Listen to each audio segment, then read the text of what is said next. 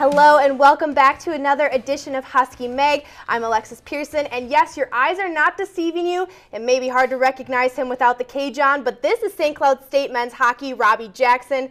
Now, Robbie, I heard you know a little bit about hockey, but let's show everyone else what else you know. Yeah, I dabble a little bit in hockey, but today we've got a lot of other Husky sports for you, so let's kick it off with some baseball. Huskies versus the Mavericks. No score through 3 innings, but in the fourth, Reese Gregory up to bat strikes the ball left field down the third baseline. A double for Gregory as he slides into second base.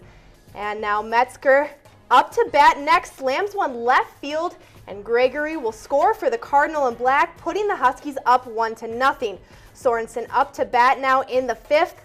Lizer on first. Lizer takes off while Sorensen swings. Good read on the play by Lizer as Sorensen hits it to the wall, and Lizer will score on the play to put the Huskies up 2-0. Josh Wenzel to the plate for the Mavericks. Mix with the pitch, but no such luck for Mix as Wenzel hits this one out of the park. Mavericks get on the board in the seventh. However, it wouldn't be enough as the Huskies would go on to win this one with 2 more runs in the eighth, finishing with a score of 5-1. In the first game on Saturday, the Huskies jumped to an early lead over Upper Iowa as Sorensen doubles to left center, scoring Brandon Arnold. Next inning, we have Sorensen at the plate again, this time leaving the yard with a 3-run shot to left field. Very next batter, Reese Gregory belts one over the left field fence, back-to-back big flies for St. Cloud. Fourth inning, Gregory goes deep again, his second of 3 on the day. Zach Metzger followed Gregory with a bomb of his own. But wait, there's more. Alex Nas finishes the trifecta going over the scoreboard, adding to the Huskies' run total that would end in a 19-0 routing, moving the Huskies to 23-0 on the year. Kevin Boulder got the win for SCSU, while Zach Karstens took the L for Upper Iowa. After starting the season undefeated, the Huskies would be dished their first loss of the season by the Upper Iowa Peacocks. The Peacocks took down the Huskies by a score of 3-1 with runs scored by Jacob Stenberg, Alex George, and Mitch Moser. The only point for the Huskies would come from Carl Sorensen, with Reese Gregory getting the RBI. The Huskies only had 2 less hits on the game, with the Peacocks with 9 hits and the Huskies with 7, but the Peacocks would cash in on 3 of those hits for the game to take down the Huskies. Now, we have a heck of a baseball team here at SCSU, but going 23-0 the year to start the year is something else. However, all good things must come to an end. Upper Iowa University served the Cardinal in red their first loss on the year in the second game on Saturday. After defeating Upper Iowa by a dominating score of 19-0, they would fall to the Peacocks in the second game of the day by a score of 3-1. Last season, the Huskies won all 4 games against the Peacocks, only giving up 7 runs total throughout those 4 games. This time last season, the Huskies boasted a record of 29-3, 25-1 overall. Right now, the Husky baseball team is well on their way to another outstanding season. And now the Huskies would rebound after their loss on Sunday and take down the Peacocks on the first game on Saturday by a score of 13-10. First baseman Zach Hoffman finished the game with 3 runs, 3 hits, and an RBI, while third baseman Zach Hoffman, there's 2 Zach Hoffmans, finished the game with 2 runs, 2 hits, and 3 RBIs. Husky baseball superstar Reese Gregory would tally 1 run, 2 hits, and 3 RBIs. The Peacocks were busy on the scoreboard too, with Jacob Greco and Colton Jansen both getting 3 RBIs, and Cody Booker and Mitch Moser tallying 2 runs each, but 10 runs would not be enough to take down the Huskies as the Peacocks would fall to the Huskies 13-10. Huskies in red, Upper Iowa in blue. Sunday afternoon baseball will jump to the bottom of the second where Reese Gregory hits his 4th dinger of the weekend over the right center fence. Later that inning, Logan Swan punches one through the right side of the infield, which scores Zach Metzger from second base. Third inning, Upper Iowa at the plate, and Anthony Calton hits one. Yeah, that's not coming back. 3-2 Upper Iowa. Bottom of the third, Kyle Sorensen gets the lead back as he goes over the center field fence. Later that inning, Gregory ropes one to left that scores Zach Hoffman. The third would turn into a 9-run inning, and in the fourth, Gregory piles on, hitting his 2nd homer of the game, 5th of the weekend, over the right field wall. Brian Rode would with the win for the Huskies, while Mitch Moser will take the loss for the Peacocks. And now Ryan Junty in the newsroom to talk a little more about the St. Cloud State baseball team. As you talked about, you talked about how the St. Cloud State baseball team suffered their first loss of the season this past weekend. I took an in-depth look at the series against Upper Iowa. Joe Faber Field, the home of the St. Cloud State baseball team, and the site where history could potentially be made. The stage was set perfectly for the Huskies. 2 more wins, and they would start a record 24-0, breaking their record set from last season for best start in a season. Led by stellar pitching and an offensive explosion, Game 1 went as planned for the Huskies as they routed the Upper Iowa Peacocks 19-0. This game had record-breaking significance as the Huskies belted a school record 9 home runs. Senior Reese Gregory, who hit 2 of the 9 home runs in the game and had 5 total home runs for the weekend, was a huge reason why. Gregory talked about the key to his success this weekend. The wind was blowing out, so kind of utilized that. Our whole team was putting together at-bats and just pretty much just getting on for me. And I saw my pitch, and I just made the best of it.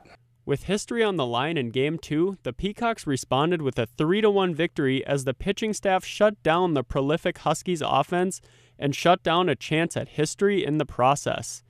St. Cloud State baseball coach Pat Dolan talked about how the Peacocks were able to respond. Well, number one, Atkins just threw the heck out of the ball, and he's a Northwoods League guy, and he really was pounding the outside corner. The wind was kind of died down a little bit, so balls weren't carrying as much, but he only walked 1 guy, and he only got in really trouble twice.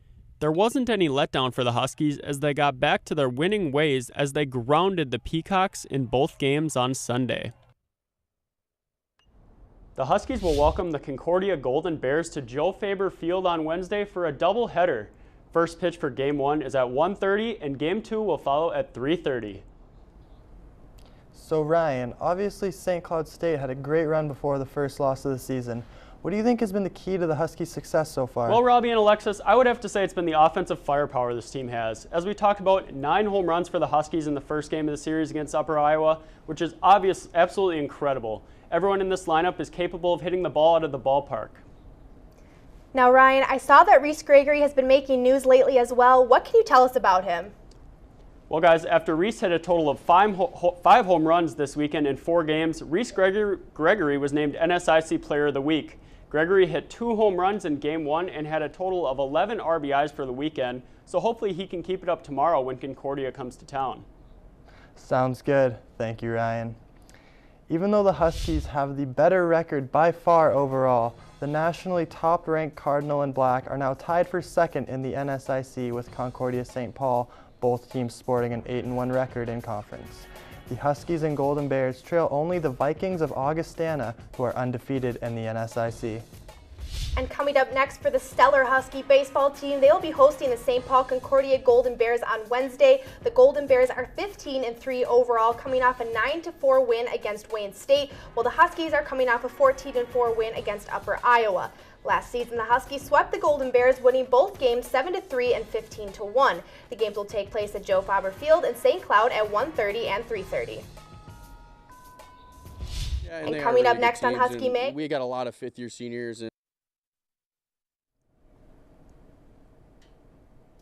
we've played against these teams before, so we're just going to prepare best we can and have a good practice week going into the games. And it will be up for the games, and we'll be ready, so we're excited. We have to continue with our mentality and just stick to our plans and have our pitchers keep on throwing strikes and getting people out and having our defense and our offense just clicking right now. coming up next on Husky Mag, we'll jump to the green and talk a little golf. We'll also recap the Husky softball games for this weekend. Don't go anywhere. We'll be right back.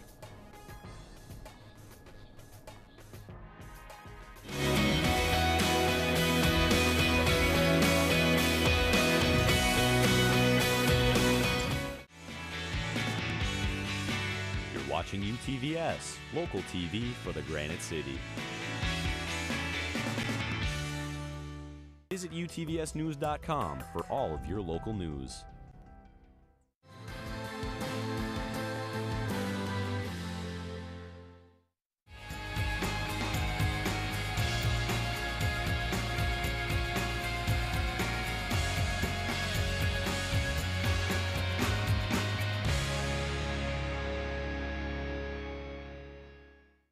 This weekend, the Husky golf team hit the links in the spring portion of the NSIC championships at the Paradise Point Golf Course in Smithville, Missouri.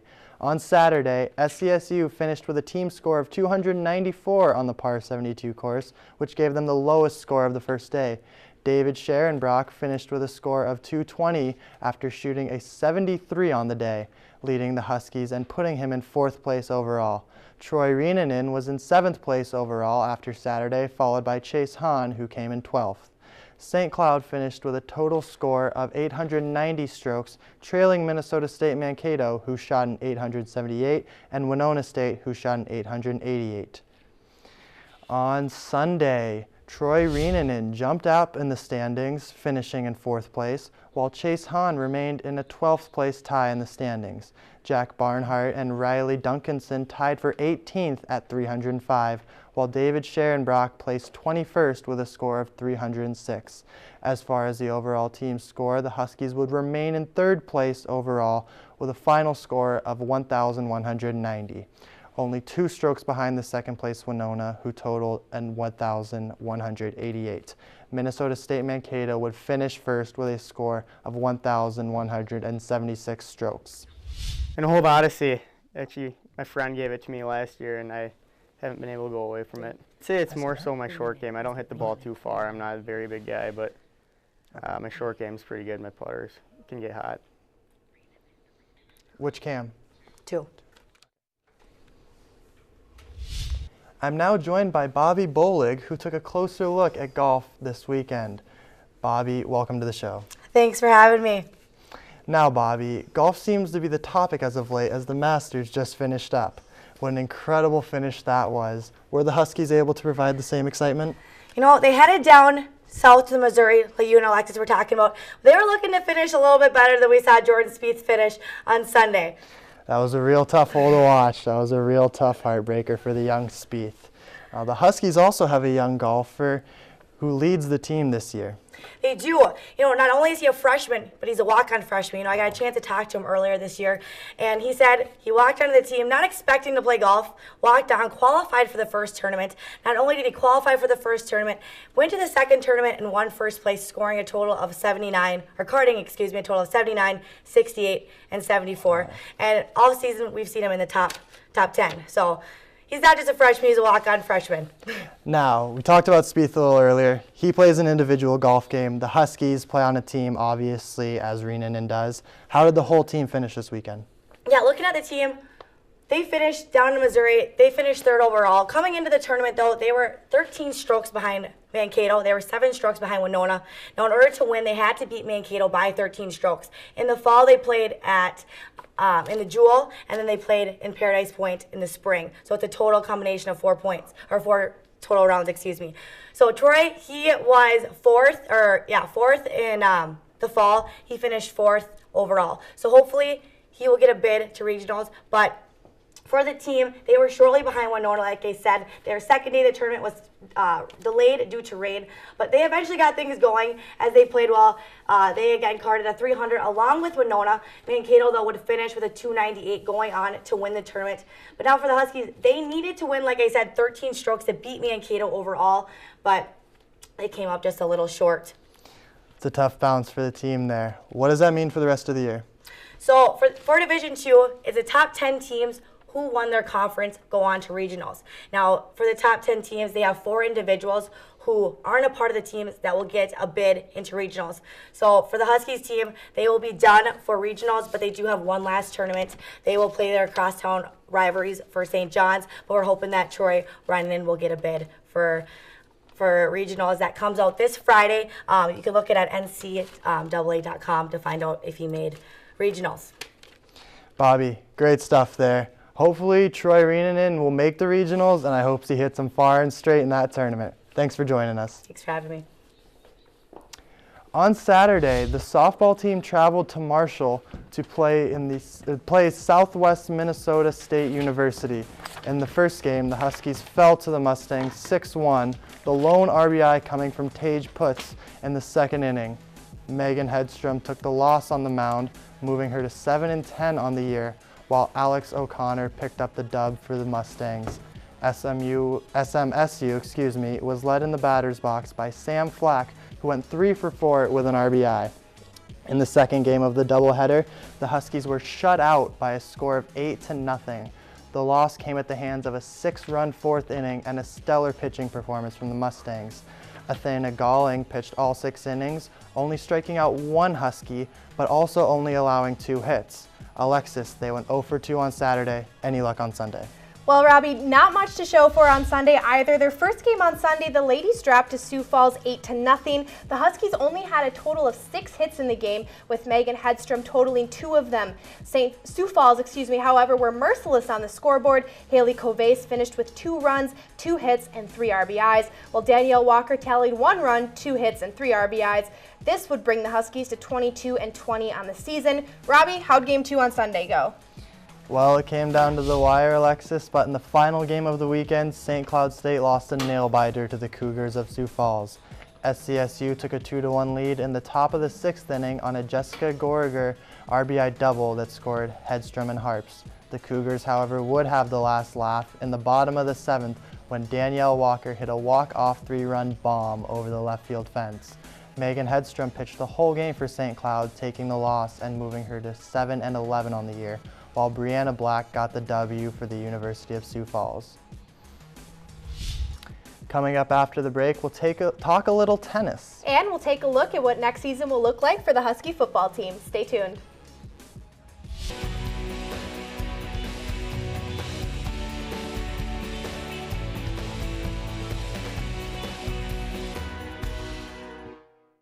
Visit utvsnews.com for all of your local news.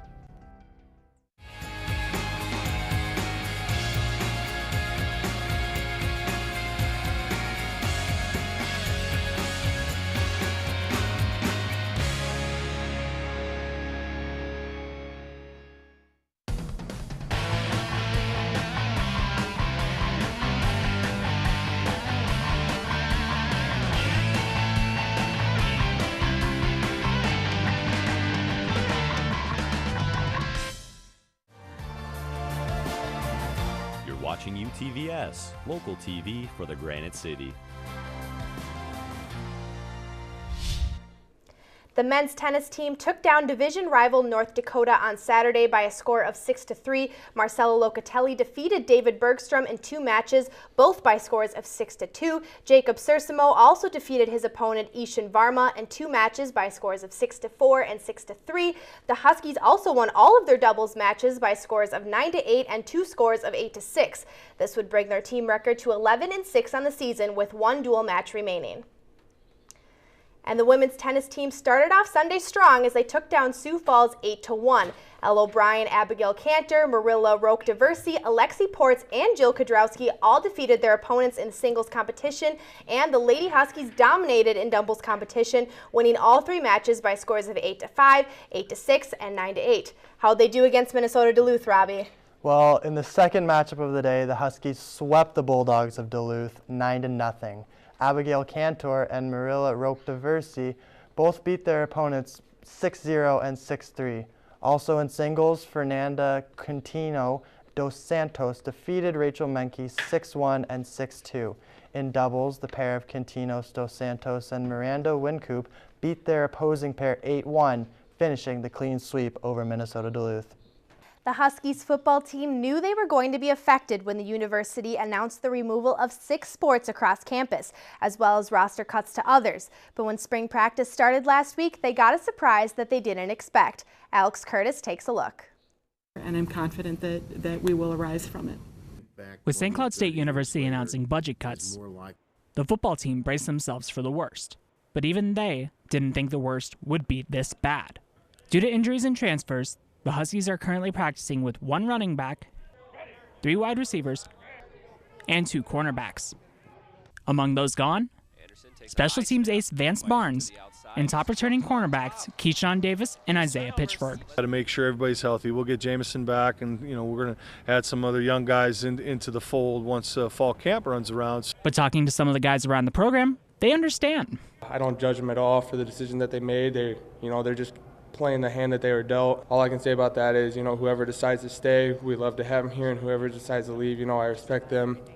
as athletes and as people. While there's still a lot to decide, it could be said that this is just another form of adversity that the Huskies will have to overcome. We still have the key pieces, I like our receiving core. We're going to add some depth in the running back with some freshmen, with only Jaden back there right now. Alex Curtis, UTVS News.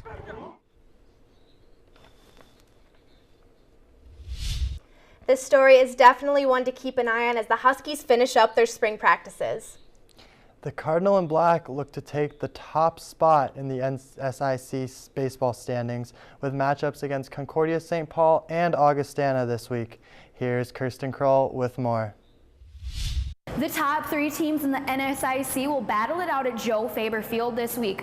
Augustana holds a 10-0 record in the NSIC, while St. Cloud State falls closely behind in second with a 10-1 record in the NSIC, and then Concordia comes in third with an 8-1 record. The Huskies are back at home for a 6-game stretch at Joe Faber Field. The Cardinal and Black open the week against NSIC rival Concordia. Concordia holds a 15-3 overall record. This game will take place Wednesday, April 13th, starting at 1:30 p.m. followed by a 3:30 p.m. game. On Saturday, April 16th, the doubleheader against Augustana, who are 19-7 overall, will take place. The series will be 4 games played through Saturday and Sunday. On Sunday, the games start at noon. The Huskies are currently 25-1 overall on the season, and the top player to watch out for the Cardinal and Black this week is Reese Gregory. On April 11th, Gregory was named Player of the Week. He also batted a .579 in 5 games for the Huskies. Gregory also stacked on 11 hits, 11 RBIs, 3 doubles, 5 home runs, all in 19 at-bats on the season. Gregory leads the Huskies with 10 home runs. Another player to watch for is Judd Davis, who leads the Huskies with a .485 batting average. Upper Iowa last week handed the Huskies their first loss of the season, diminishing their 23-game win stretch. And that 23-game win stretch ties their record last season for most wins consecutively in the club's history. In the matchup against Upper Iowa again last week, the Huskies also set a record for most home runs in a game, which demolished their record set back in 1990 with 8 home runs in a game, which was set in the game against the NSIC rival Southwest Minnesota State, and the new record is currently set at 9 home runs. Besides being ranked number 1 throughout Division II baseball, the St. Cloud State Huskies also fall in number 1 in multiple categories. St. Cloud leads the nation with a .397 team batting average. They're also first with a 3.23 doubles per game average. Also coming in first with 1.85 homers per game, and then also with a 4.67 on-base percentage.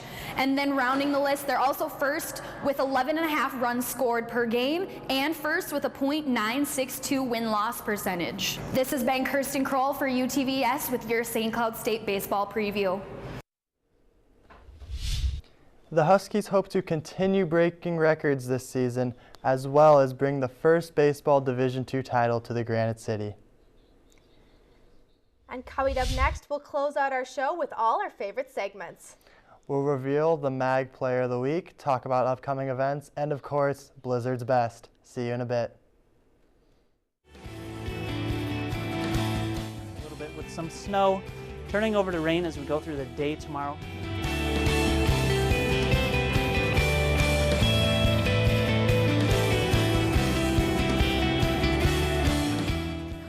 It's 44 degrees. The rain did start to come down again. We had a short break there.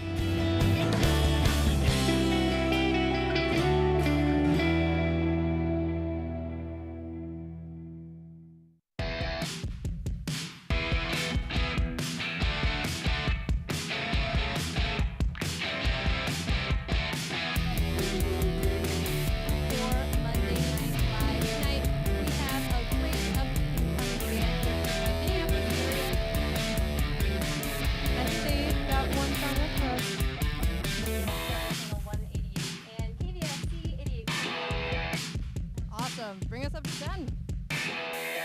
Family fun for all ages. Powder Ridge Winter Recreation Area. Enjoy skiing, snowboarding, snow tubing just minutes south of St. Cloud. They provide rental equipment, lessons, 2 food service areas, and lounge. Check out their website at powderridge.com.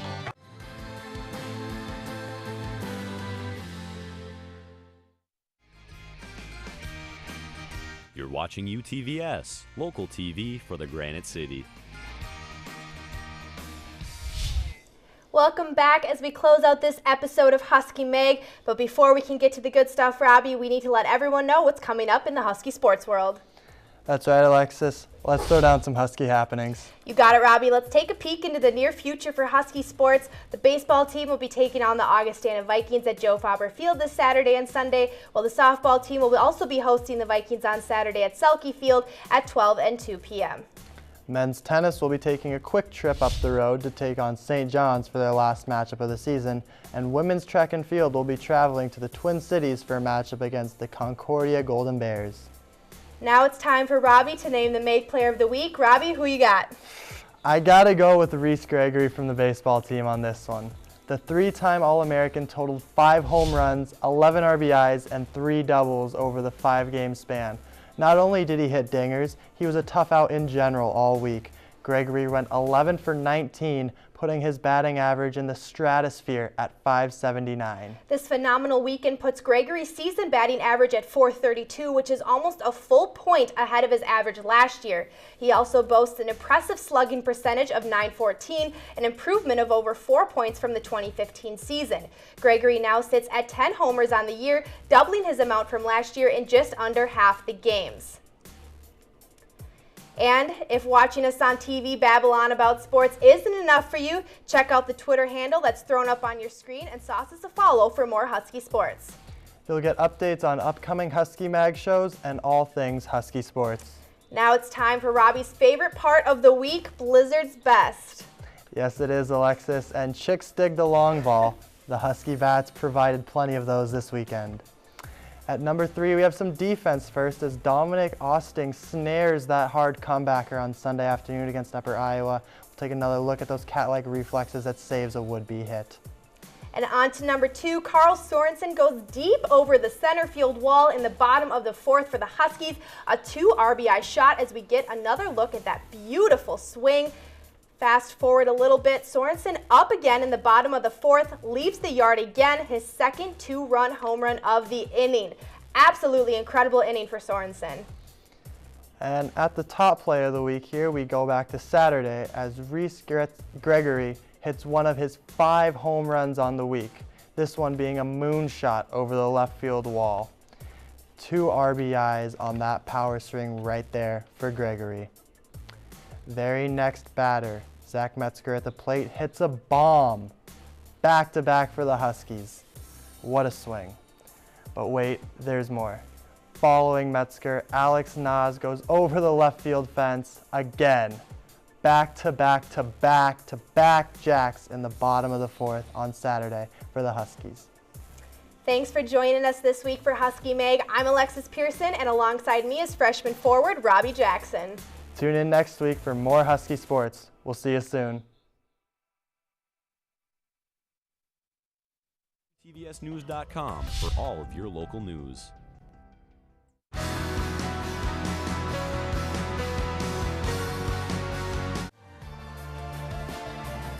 You're watching UTVS, local TV for the Granite City.